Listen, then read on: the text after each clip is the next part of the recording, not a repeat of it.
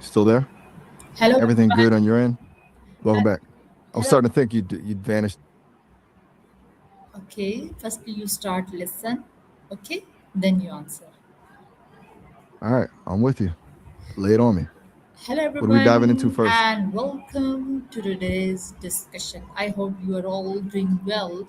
Today, we are going to discuss an important life skill that we use almost every day, or whether at home, in school, at work, or in business. Our topic is how to master the art of negotiation in daily life.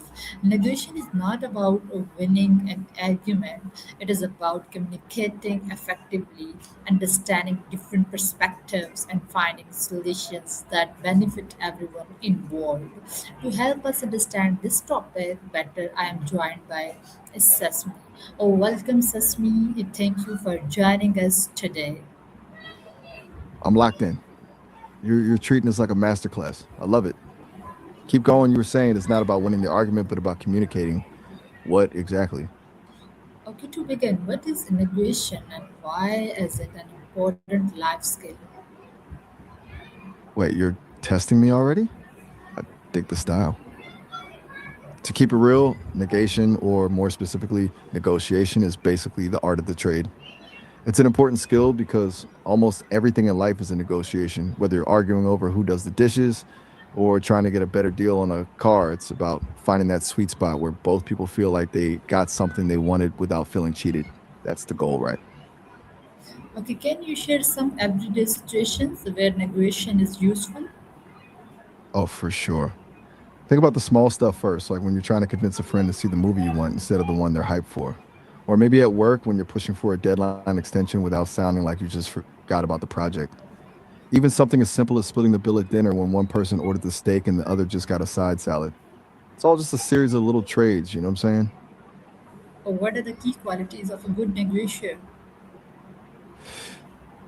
First off, you got to have a thick skin. You can't let a no rattle you because no is usually just where the actual conversation starts. Then there's active listening. Most people are just waiting for their turn to speak, but the best negotiators are actually listening for the things the other person isn't saying. If you can figure out what they're actually stressed about, you've already won. And How honestly, hmm, how my important bad. I list, think we just how it's important are listening huge. skills during a negotiation? They're everything. If you're not listening, you're basically just talking to a wall and hoping for the best. The real magic happens when you catch those little clues, like a hesitation in their voice or a specific word they keep using. That's how you find their actual breaking point or what they're really worried about. Once you have that, you're not guessing anymore, you're just solving a puzzle. You ever feel like people are just waiting for you to stop talking so they can start again? And many people become emotional during disagreement. How can you stay calm and respectful while negotiating? The secret is to detach yourself from the outcome. If you're too desperate for a specific result, you start radiating that energy and it makes you reactive. I try to view it like a game or a puzzle. If things get heated, it's not a personal attack, it's just a move on the board. Taking a beat to breathe or even just asking a clarifying question can kill the tension and force the other person to slow down too. You just have to remember that staying cool is actually your biggest leverage.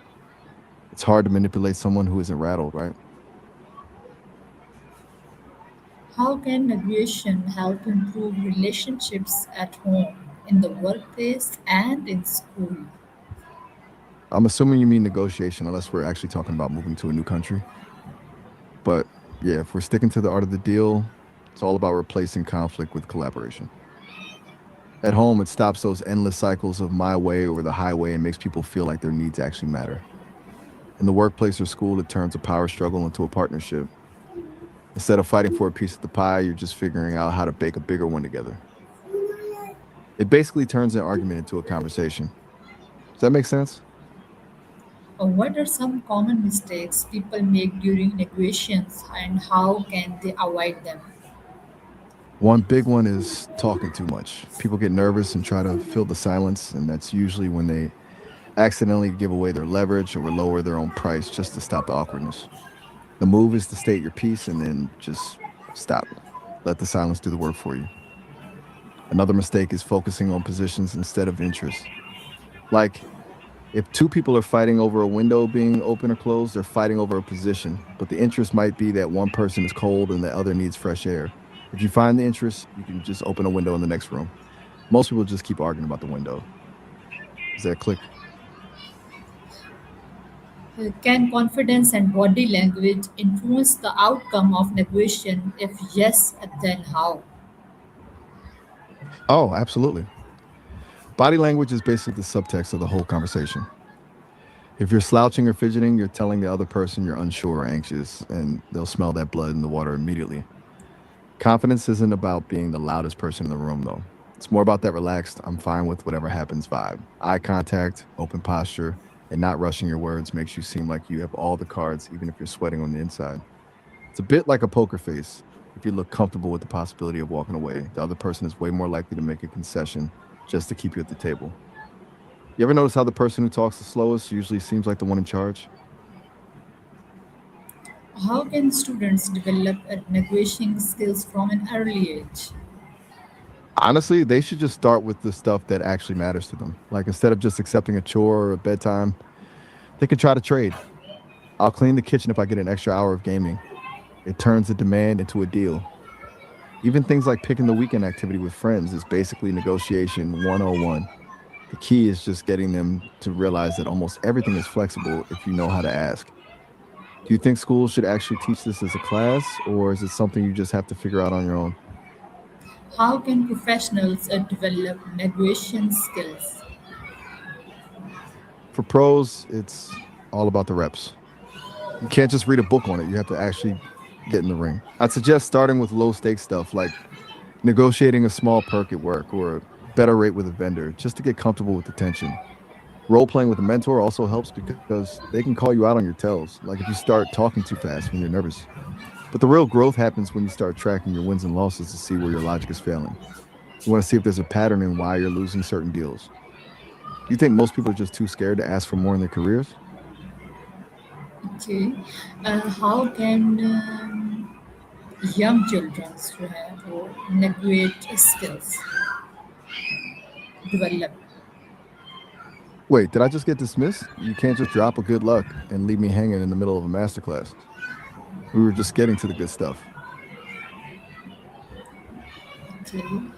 Finally, what practical advice would you give to anyone who wants to become a better negotiator in daily life? All right, the final takeaway. My biggest piece of advice is to get comfortable with the awkwardness. Most people fold the second there's a silence because it feels heavy, but that's actually where the leverage lives. Just be okay with the quiet.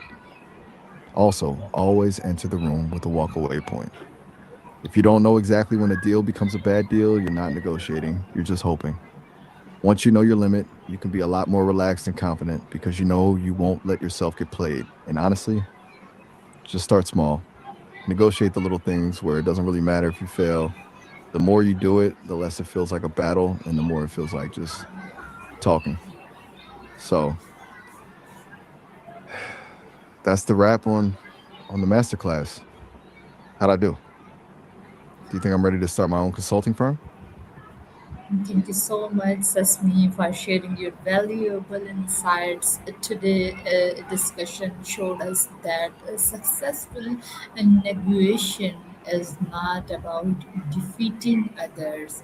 It is about building trust, listening carefully, communicating clearly, and finding solutions that work for everyone by practicing patience, empathy, confidence, and respectful communication, we can improve our relationship and make better decision in everyday life.